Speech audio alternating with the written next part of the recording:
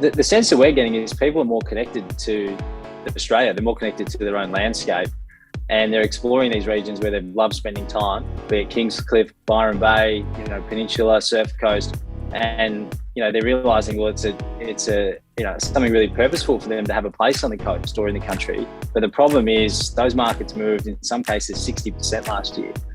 So they went from being dip the toe in on a $600,000 country property to $1.1 to $1.5 million serious financial consideration. How much are we going to use it?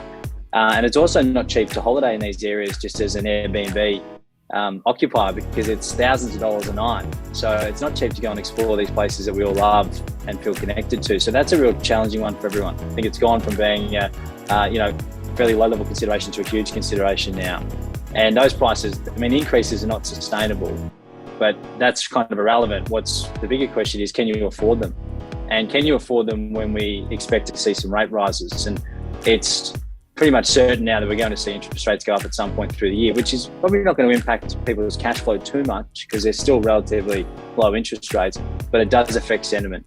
It does affect people's mindset. And naturally, it is going to increase the cost to hold the home, cost any other additional assets they might have accumulated. And a lot of people that own properties in regional centres are sitting on huge amounts of equity. They might have bought for 300 grand 10 years ago, and now it's worth 1.5 mil. So it's going to be quite enticing to unlock that equity, sell that property to the marketplace and reinvest that money elsewhere. So I think this year things will move a lot slower and it'll be more considered decisions.